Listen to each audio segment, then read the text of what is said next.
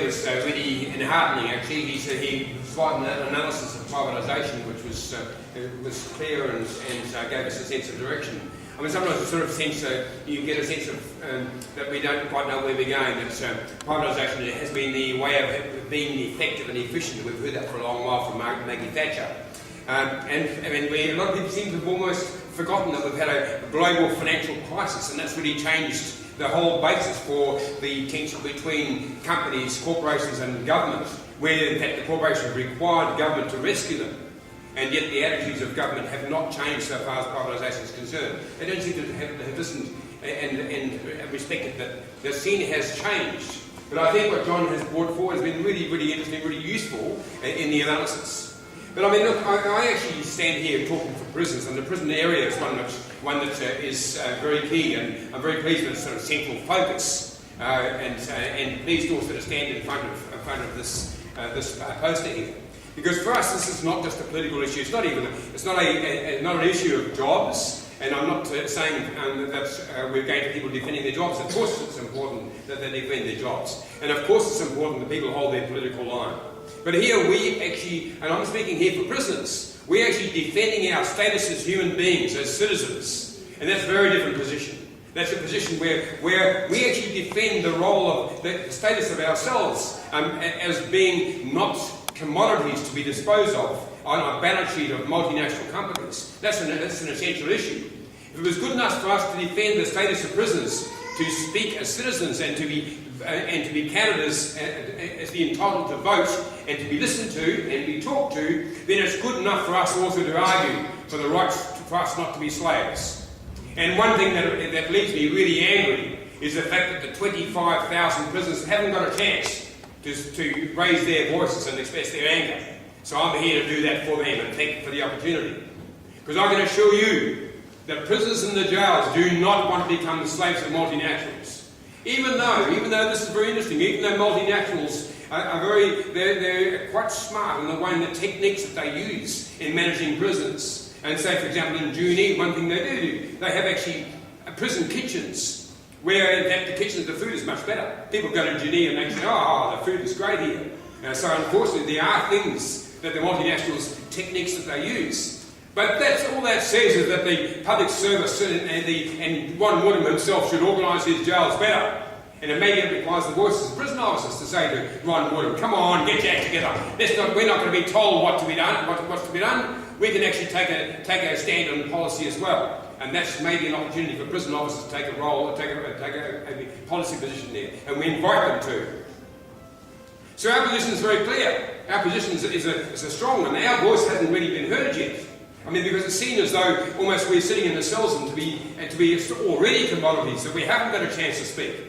And so we invite everybody and prison officers particularly, to give us a role, give us a chance to speak, and to ensure that the arguments we're presenting are articulated, that people use the levers they have there. Because prisoners inside the jails have a very great interest to ensure that they are not multinational, these slaves of multinationals. Why, you may ask? Well, I'll tell you why. Because the longer people stay in jails, the more money it is for the multinationals. Therefore, it's a major interest to expand the sentences, to expand the number of people in jails. And so prisoners will stay in longer. And never mind the food, they'll be removed from their families for longer. And that does not work for the community.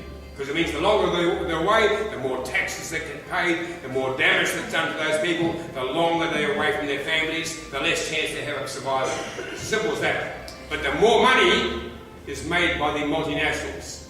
And that issue has got to be driven home and explained to prisoners individually and as a group. And we must get that word out and through so we can have some stalwart positions from prisoners themselves. So, and one very important issue, we must always remember there's an issue of urgency here. Because don't forget, we have federal and state governments who are ALP, our friends. What are they doing to us? They're ones whom we can rely on to ensure that the public controls the state, controls the commodity, controls on our behalf.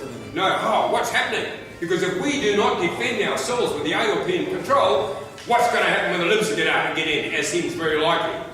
So we must battle and battle strongly. And we must not listen to any promises from Woodham that might slow down the battle, because that would be wrong. Because as soon as the Liberals get in control, then we really have a problem.